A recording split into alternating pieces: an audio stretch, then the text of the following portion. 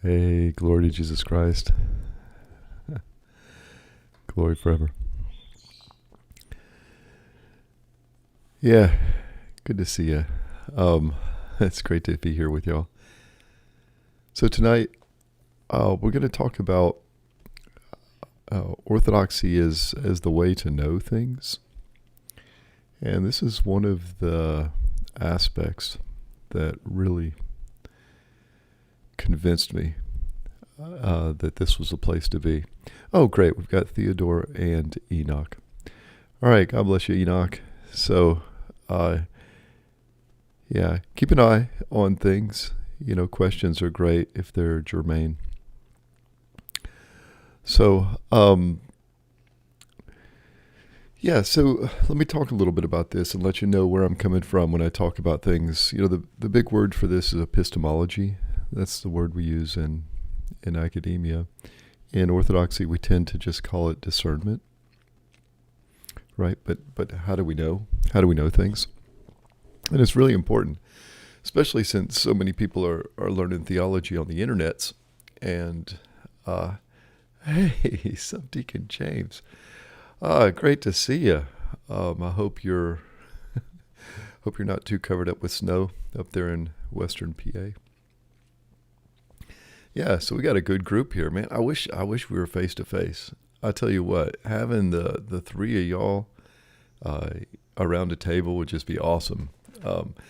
And two of you have met briefly when Enoch came up to Waynesville. But this is a good group.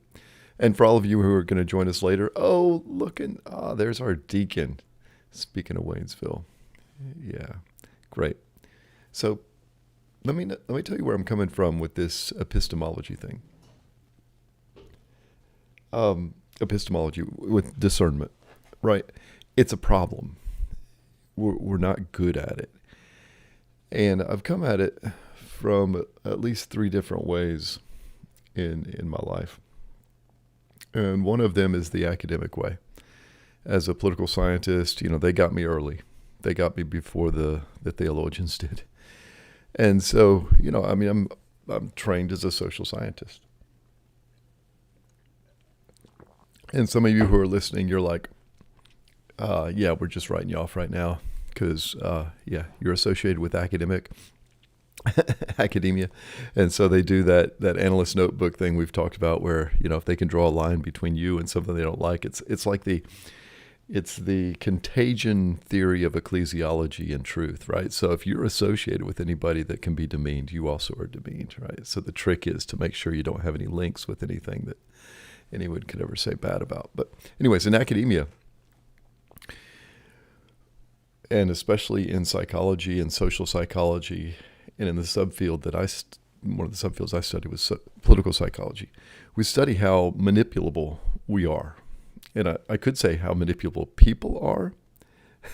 Yeah, Enoch's the moderator. How about that, Leslie?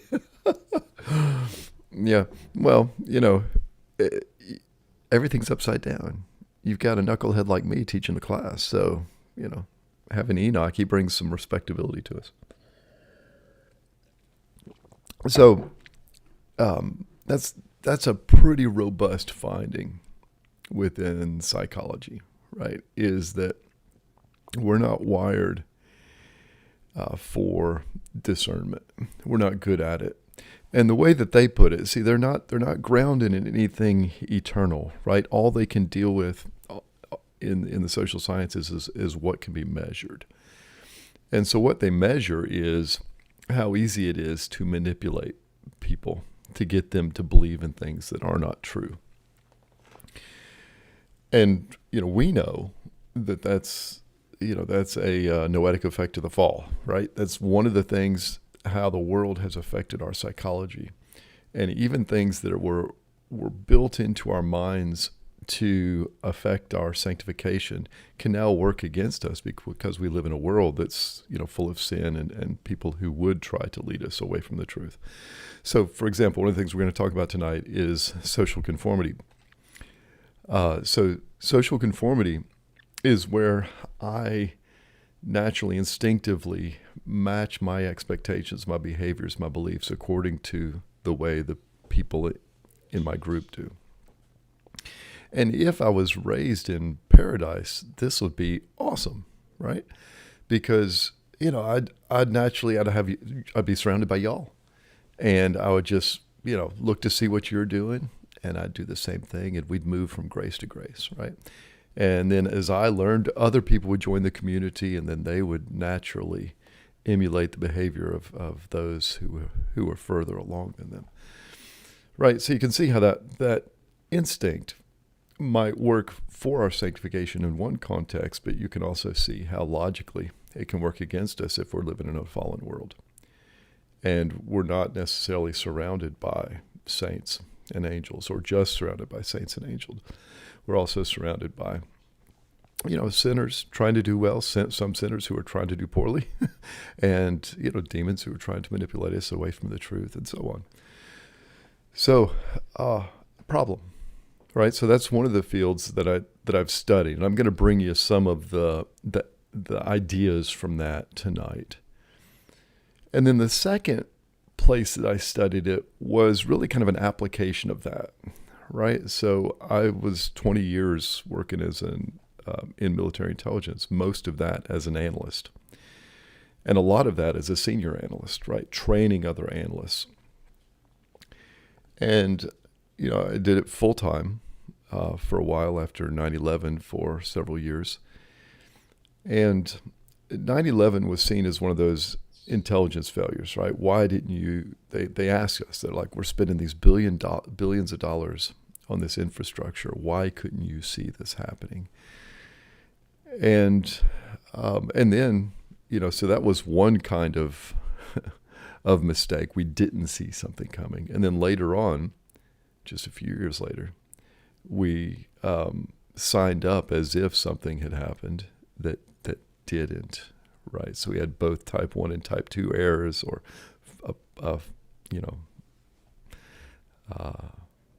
false positive, false negative, however you want to put it. And so the Congress, the people, y'all, said, man, you got to do better. And Congress said, yeah, y'all got to do better. You got to start, you got to figure out what happened. You got to fix it. And yeah, you can see we did that, right? Thank you, Father Anthony, for fixing everything in the intel community. Yeah, well, we tried. We created a training, a series of courses for analysts to take throughout their life cycle. And one of the first things that we taught was, this is the nature of the problem. It's built into the wetware, right? And it doesn't get better when you put a bunch of flawed thinkers into a group. And if one of Nicholas Taleb's great insights in The Black Swan is that, the dangerous person in any room is, the person with the tie, right, and the jacket, right? The person who is there as the expert and knows the big words, has the aura of authority. As an intel guy, you could claim that you had access to secrets that, no one else did, and it gave you privileged information, so you had leverage on the questions at hand and so on. But no, still just the same flawed, garbage in, garbage, it's still going to, you're not going to be able to make it work much. So that was the second field, was in intelligence, right? Discernment was a huge problem there. And we created systems to try and protect against our worst flaws, right? But it's a kind of an intractable problem, especially in a situation that intel analysts deal with, because you've heard of the fog of war, right? There's intentional deception going on. So not only do you not have access, usually directly, to things that you need to see in order to explain and understand and then predict future behavior, the things that you are getting are often just deliberate falsifications, right? Kind of like us in the spiritual life, right? Okay, so that's two of them. So from political science, then from intelligence analysis. And then I left that to become a priest. And, one of the reasons. Okay. All right. We'll see you, Gerasimos. God bless you. Thanks for checking in. So the big one, though, because those are important problems. When you're talking about people being fallible, when they're doing their political behavior and things like that, that's bad. When we're talking about war, yeah, that's bad too. But when we're talking about ultimate things, like, the state of the soul, how is one saved? Oh, what is our relationship with sin? What is true? What is not true with a capital T? That's when discernment goes up a notch. And one of the things that really convinced me of Orthodoxy is that it took that problem seriously. And what I'm going to share with you over the next couple of classes is the system that Orthodoxy has to discern the truth, right? Because Christ, God, and God, the Holy Trinity, they know that we've got these shortcomings, right? And so building a church that works with us where we are to make us better, that's built in. It's a natural part of it. It's not just the case that we're struggling with these common deficiencies, and so over time we've developed ways of working through them. It is the case that it is Christ, the head of the church, who is directing its operation in a way that allows us to thrive despite our mental fallibilities. Okay, so that's what we're talking about. But today, I just want to share with you, because if you're not convinced of this, if you're convinced, I know other people have this problem of not knowing what's true, but I know what's true because I found the right website. I found the right website and they've got it, and I can tell when they're not accurate. And no, you can't. No, you haven't, because there's no such thing. And if you can say, well, yeah, but I'm Orthodox. Well, congratulations, right? Arius was Orthodox until he wasn't, right? So let's have a little bit of humility. And you say, yeah, that's good. Father Anthony telling us to be humble. Yeah, I know, I get it, right? But I'm going to tell you why I take this seriously. Okay, and let's see if this is going to work. Let's see if technology is on our side today. Yeah, there we go. See, you got little me down in the bottom corner. So the human mind is not always reliable. And I want to show you some, let's see if this is going to, these are some optical illusions, right? You may have your favorites. These, as you look at one, the others move. And I assure you that it would look exactly the same if it was a piece of paper. This is not, computer graphics moving. It is our eyes making movement out of something that is stationary. Okay, and the same for this, right? So these objects that we're looking at, they appear to be moving, but they're stationary. Okay. And the point is, this is kind of a metaphor, right? Because it's not just eyes that are fooled. It's the minds behind the eyes. Okay, so there's another one. And then here's a fun one. So are those parallel lines or not? Because if you look a certain way, they are, but in another way, it's obvious that they're not. But the lines going horizontal are parallel. Okay. And is that a spiral going away from us? Or is it a set of concentric circles? Okay. Now this one is a computer graphic that is moving. But what I want you to do is I want you to stare at that X in the middle. And as I'm staring at it, I can see there's a green dot circling around like a clock over each of the pink dots. And now something strange is happening. Some of them are disappearing. Okay.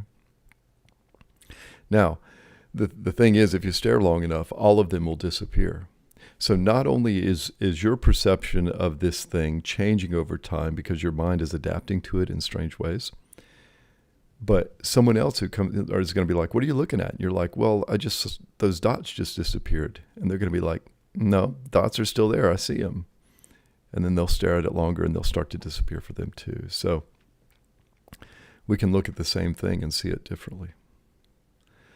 Now, this is a fun one. If you've never seen these, okay, I would call on you. If this was our class, I'd pick on somebody. Probably my deacon, because I know that he takes it well. So deacon, read this to us, right? What's that first one say? And the deacon, he would say, that first triangle, this is English. I know English. It says Paris in the spring. Oh, well done, deacon. Read the second one. He would say, once in a lifetime. Wow, way to go, deacon. And then the third one, bird in the hand. Yeah, excellent, excellent. Now, I want you to read it one word at a time. Then you go, Paris in the spring. Where did that second the come from? Once in a lifetime. Oops. Bird in the hand. You won't notice that if you're just reading it, right? And it's amazing because I've given a class using this over 100 times. And every time I'm convinced that this is not going to work because I can see it. It's obvious to me that, you've got two thes, you've got two us, you got two thes. But every time it works. They don't see it. And I'm like, man, y'all are so stupid. No, I don't say that because that was me before somebody gave me the key, right? And said, no, you got to read it one word at a time, right? So that's often what it takes. Okay. Here's a fun example, right? This is word scramble. And, some people can read this. I couldn't believe that I could actually understand what I was reading, right? And all the words are scrambled. All it takes for us to be able to unscramble it pretty much automatically is for the first and last letters to be correct. The rest of them can be scrambled up pretty well. So now this one, okay, so this, I think I've mentioned this before. So if you start at this one, it looks like a dude, right? So it's his face, maybe looks like, if you remember Brezhnev, maybe it looks like him. Okay. And then you could show someone this one and say, what's that? You say, that's the same dude, Okay, what about this? Yeah, that's the same dude, he's just making a face. Okay, this, well, yeah, I don't know, he's sneezing or something. I don't know what's going on. Yeah, still the face. He's, he's not doing real well, but still his face. And then you're like, I don't know what's going on. When you get down to here, you're like, I don't know. What is that? I have no idea. I still have no idea. And then by the time you get here, you're like, oh, that's a profile of a woman, right? So, but you're able to see the face because you started with a face. You can see a face for probably 6 out of 8 of these frames. Okay. If you started with this one over here, if you started with the profile of the woman, you could see her all the way probably through 5 of them, maybe 6. So if you had someone that started out looking at this and someone who started out looking at it from this way, and then you asked them what this was, they would disagree. So, and this, by the way, this was one of the interesting things in political science is when the Soviet Union collapsed and we had all these new states and we were trying to figure out what they were doing. Are they operating now as authoritarian structures? Are they democratizing? What's going on with them? And the people who brought the insights from studying somewhere like Latin America would see a very different thing than people who were watching it from the time when it was the Soviet Union. So if they were watching it from the Soviet Union, they still saw so many of the legacies of the Soviet past, which is right and proper. Whereas the people who were coming at it from Latin America, they were seeing it with fresh eyes, so they would notice things that the Sovietologist wouldn't. And Okay, here's presaging one of the main takeaways from this is when you got those two talking and actually listening to each other, they could figure out a lot more together than any one of them could on their own, right? So, all right. Okay, this one. All right, so what do you see here? Some people will see a young woman looking away, and some people will see an older lady with her chin down in there, right? And you can train yourself to see both of them and then go back and forth. That's what we're looking to do. And I'm not going to show you the next one. When I taught at the War College, I showed one that was either dolphins or not so appropriate for church school image. So now you're going to look at me for a second. So, training ourselves to be able to see things in different ways. Is it this or is it that? And to be able to go back and forth. Being able to maintain what we would call in social science, multiple hypotheses in our heads, that keeps you from committing to any single one. Because once you commit to one, you say, that is a young lady, right? You can't hear what the people who are saying, no, it's an old lady with her chin in her chest. You won't be able to hear them. You'll just dismiss them. And this has gotten worse because of our increased tribalism, our increased polarization, even within the Orthodoxy. Okay. So let's go back to the slides. Okay, so the mind is flawed. Hopefully, I've shown you enough. You're like, yeah, well, somebody's is. Mine isn't, but yeah, well, mine is. Okay, so just work with me here, right? Now, not only is the mind susceptible to these kinds of things, there are people and other forces who will prey on those flaws. And here I'm not just talking about used car dealers, although they know how to do it, right? Okay, so what I'm going to do next is I'm going to explain some of the techniques that people use for manipulation, and hopefully ways that we can resist it so we can maintain our discernment and objectivity. Okay. So, a book that I recommend for this is Cialdini, and what was it called? I'll think of it in a minute. But Cialdini, he's the expert in this. He's a social psychologist. He runs experiments and stuff, and it's really pretty incredible the work he's done. And one of his points is that that the ability to influence someone, it's not just luck. It's not something that some people are just born with, although they are. It's a science. You can study it, right? And Cialdini came up with 6 principles of influence. And that was the name of his book, Influence. Okay. And I'm going to present 7 of the 6 basic principles of influence. So the first one is reciprocity.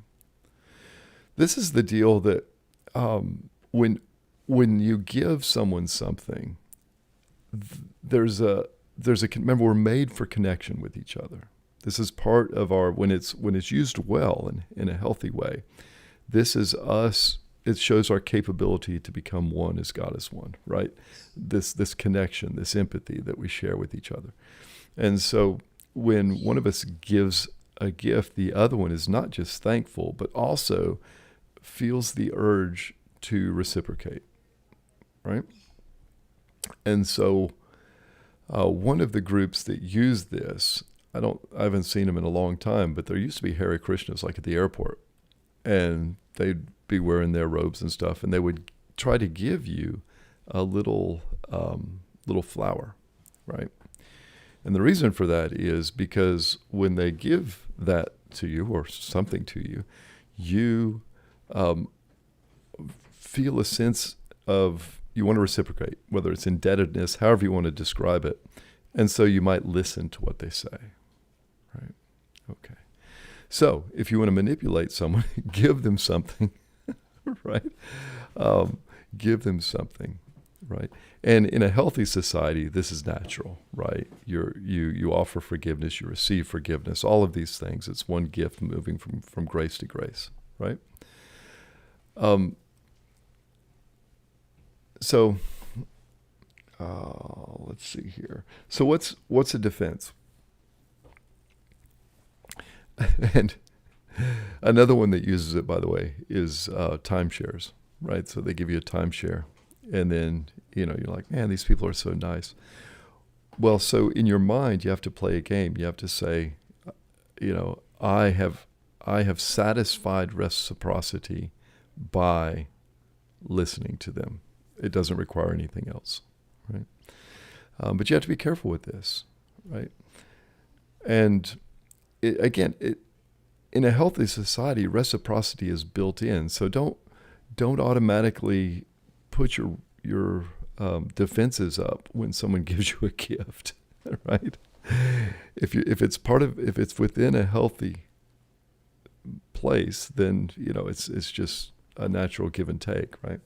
Like if you come to the parish, you're going to leave with something. If you come to Vespers this Saturday night, you're going to get some bread. Maybe it'll be dipped in a little bit of wine, right? You'll get anointed with oil. It's a gift, right? And yeah, that I think it's useful for that to build in a sense of thankfulness towards the church, towards Christ, who is its head, and to the parish where the faith is lived out, right? But if it's ever used in a manipulative way, then you're like, oh, this is not heaven.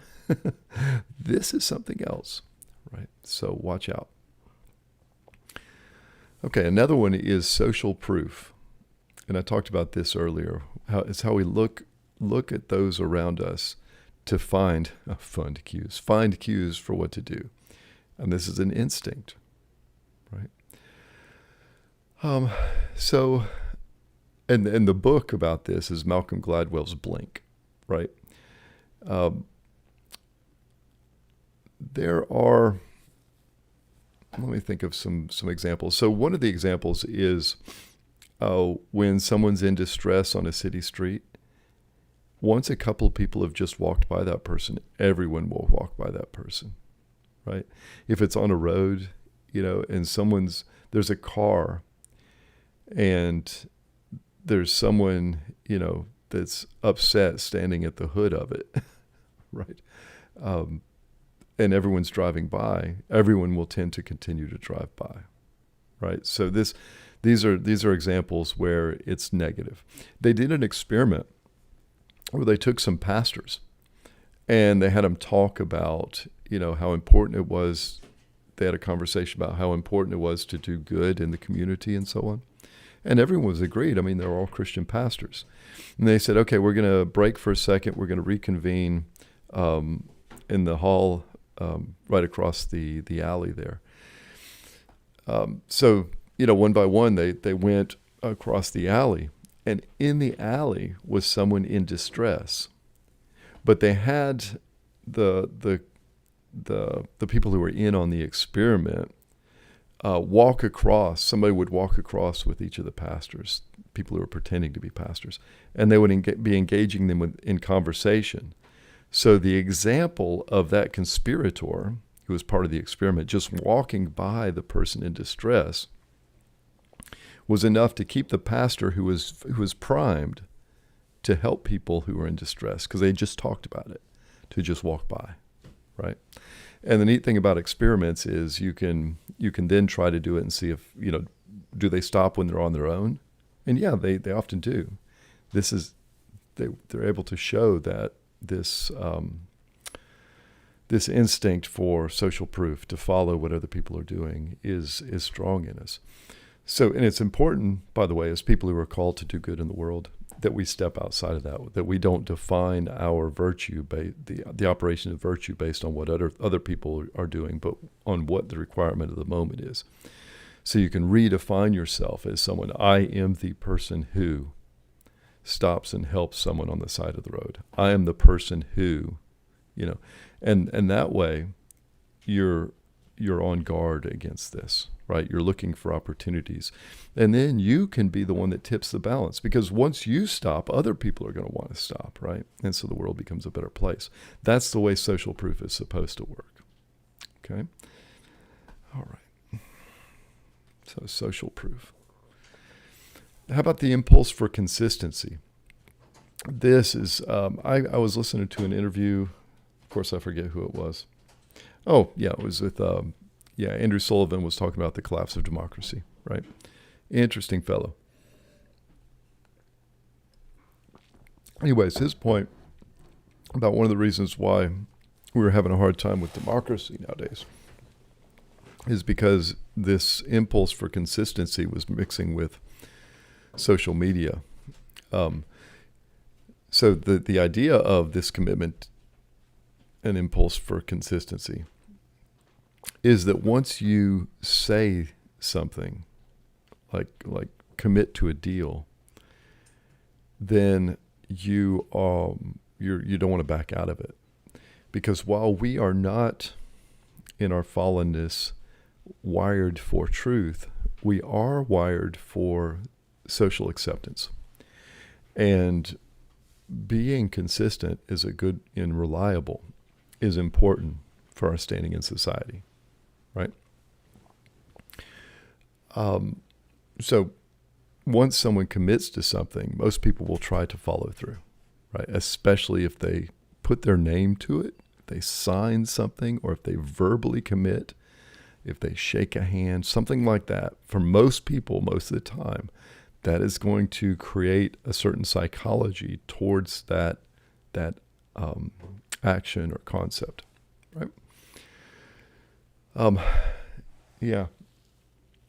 And so Sullivan's point was, and in social media, so when you might say something stupid, right? Believe it or not, some people do say stupid things on the internet. But instead of saying, "Oh, that was stupid, I'm sorry," for one, it's there forever, so people can keep rubbing your nose in it. And there's a doubling down, right? So I'll defend this. I've put my reputation on it, and now I'm going to defend it until the cows come home.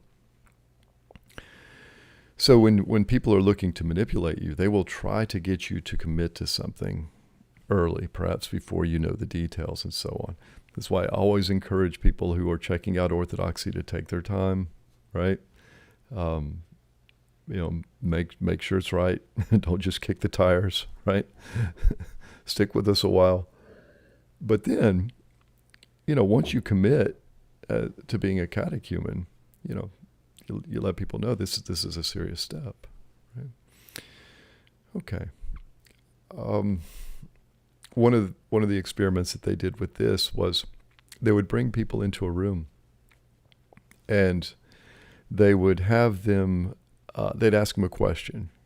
What do you think? And it would be a question that they had no way of knowing.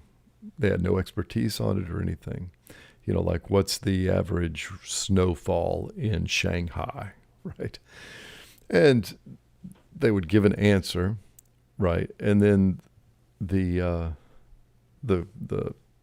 experimenter would then give, a correct answer and say, it's actually 50.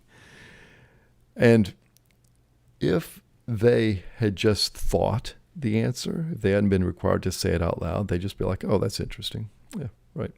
They had no emotional tie to their guess. If they had to say it out loud, they had more of an emotional tie. And the way you can measure that emotional tie is how much will they argue or resist moving to that new number, right? If they wrote it down, they would argue even more. Okay, and that's about something that they had no previous knowledge on. So it's not like their credibility was at stake. It's just their ego and this desire for consistency that's at stake. So we need to be willing to say, for one, don't commit to things that you're not sure about. And then for another, we have something built in that says, oh, forgive me, I misunderstood this situation. Right? Yeah. Okay. So one of the examples is POWs. They would get them to sign things. Okay. Okay, and then there's likability, right? If you're likable, you can get people to do things that they wouldn't ordinarily do. So this is why so many of our politicians and good salesmen go out of their way to be schmoozers, right? And it's not just likable. There are different ways to be likable, right? You can also, you can be attractive, right? Or you can be similar to the person that you're talking to. That makes, this reinforces that likability if you're similar. Okay.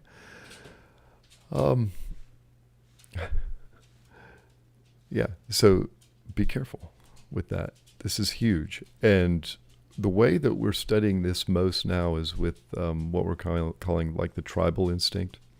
People who are part of our in-group, we're more likely to say yes to them, to agree to them, to defend them.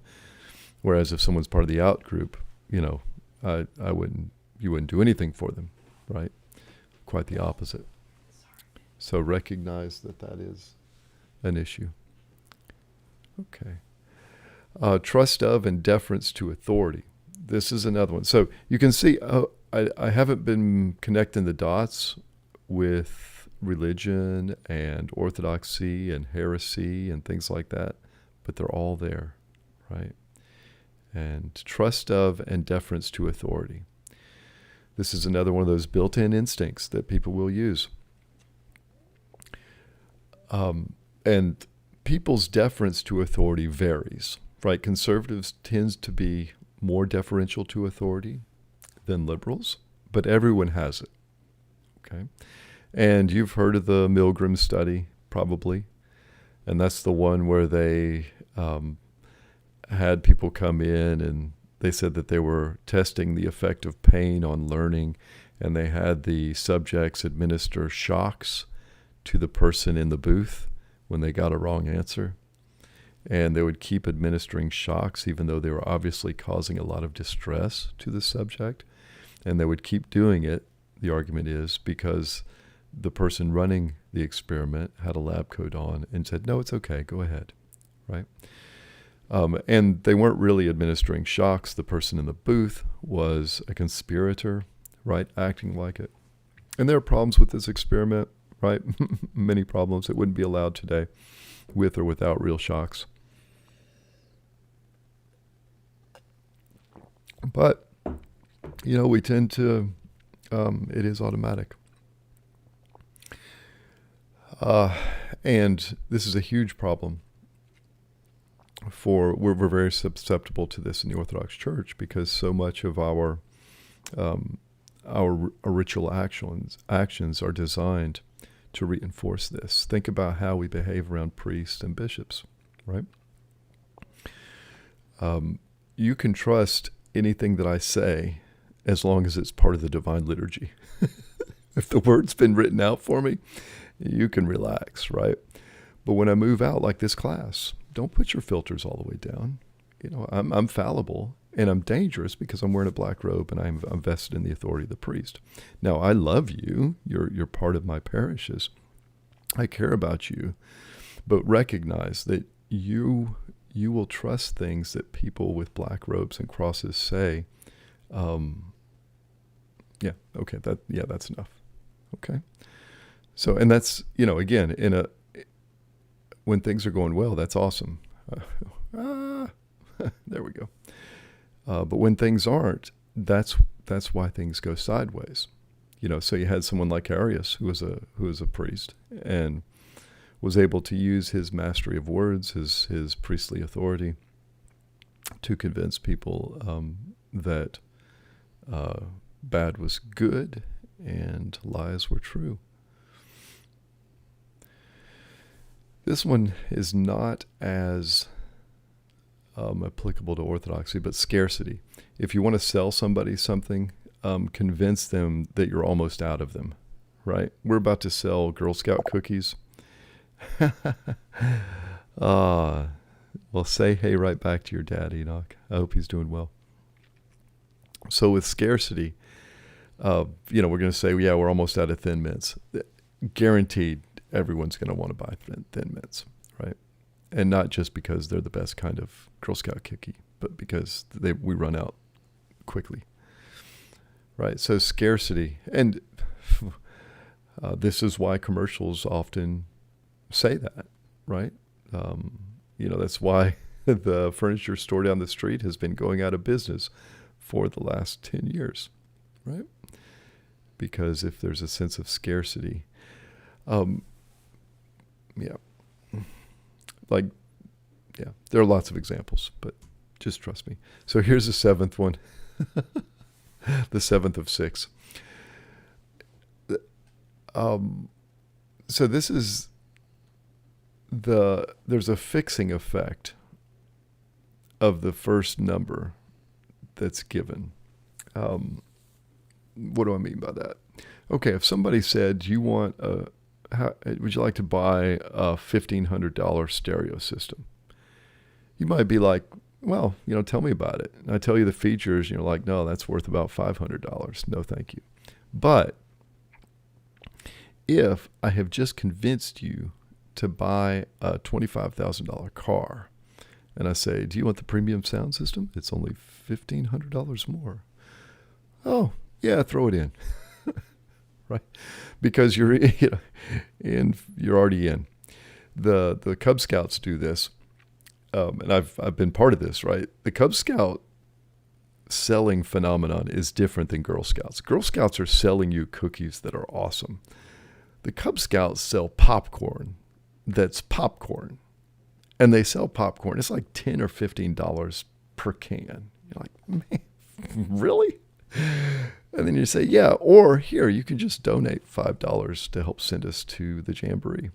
And people are like, yeah, I'll give you $5, right? Because whereas if they'd have just walked up and you said, hey, can you give me $5 so that we can go to Jamboree? They'd be like, no. But if you say, you want to buy some popcorn? Yeah, sure. How much? Oh, $15. No, sorry. Okay, well, how about donating $5 to send us to Jamboree, right? It's that contrast that works it, okay? So, all right. Let's see, back to me. So all of these things, when we are trying to figure out if something is true, it's usually being presented by someone. Information is always contextual and it's usually associated to a person, right? Even if it's on the internet, right? So someone is giving us information, and let's say we're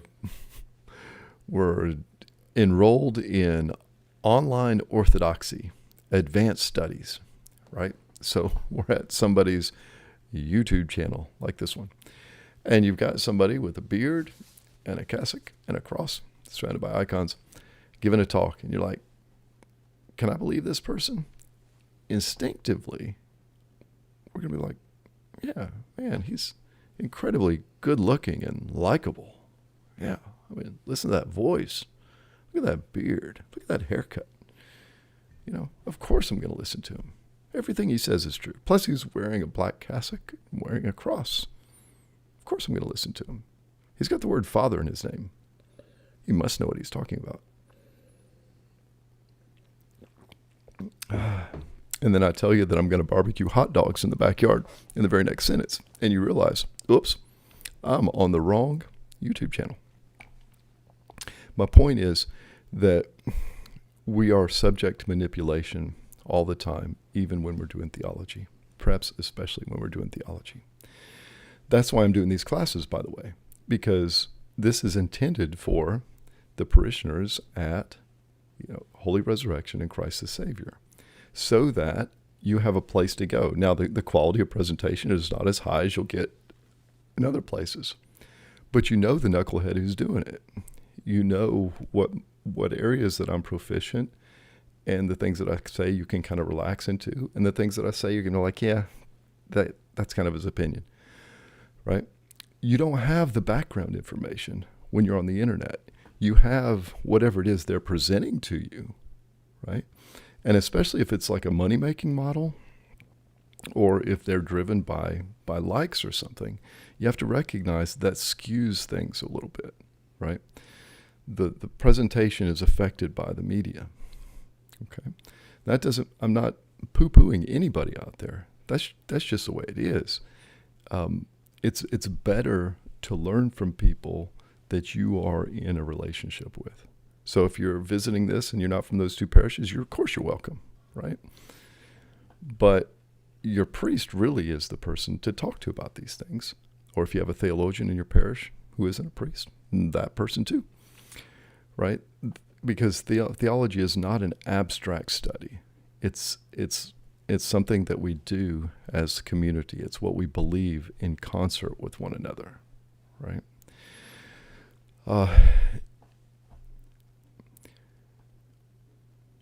It is not the case that just becoming Orthodox and just finding Orthodox sources is going to solve the discernment problem for you. Because you, like me, we're still wired poorly for this. Okay, this is why my favorite kind of theology is apophatic theology. It doesn't work very well on the internet. I was joking on Facebook. When I was doing the early COVID live streams, right? And you can see them. They're still on the channel, right? Everything's forever on the internet. And I let people know that I was going to be given the best lecture on hesychasm I'd ever given. And I've given a dozen at least, right?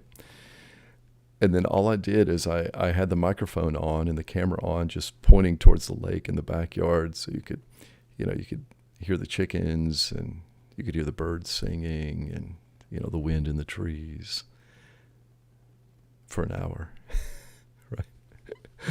And I put it up on Facebook. I said, "Here's the best lecture I've ever given on hesychasm." And one of my priest friends, he's like, "If it were really the best, you'd just be quiet the whole time." And I was like, "Gotcha." That's exactly what I did. Anyways, the point is that it doesn't solve the problem, right? We can go the same way that one of the reasons that you're attracted to Orthodoxy is because you've seen how the Bible gets misused, how Scripture gets misused all the time, right? And Orthodoxy has, it has consistent commentary on Scripture, a consistent way of understanding it. Right? We don't have to reinvent this based on our conscience or experience or anything like this. Except when we're bringing it into our lives, we do. It just increases the amount of data one way of looking at it is it increases the amount of data that we can manipulate to serve the needs of our ego, or someone else can use to manipulate us to serve their ego, right? So be careful, right? Being Orthodox is the solution, but being Orthodox in a fallen world does not mean that you can just relax into everything that everyone says. Check the source. Okay. Next time we'll talk about what those sources are and how the church exercises this discernment thing. Everything from the relationship of confessor with priest to the councils. Right? These and everything in between is how we do discernment, right? And it's really a beautiful thing. As someone who's participated in these other communities of knowing, right? What Rauch calls the constitutions of knowledge. So academia, when it's done well, it can lead to progression of understanding with a little u. When Orthodoxy is done well, it leads to the building of understanding with a capital U, right? All right, that's all I got. And Enoch, you did a great job. We didn't have anybody come in and disrupt the class or anything. Oh, God bless y'all. It's wonderful. Thank you for joining me tonight. I ask for your prayers. I take my second part of my comprehensive exams on Friday. And I look forward to seeing some of you on Sunday and some of you the next Sunday. And until then, Godspeed.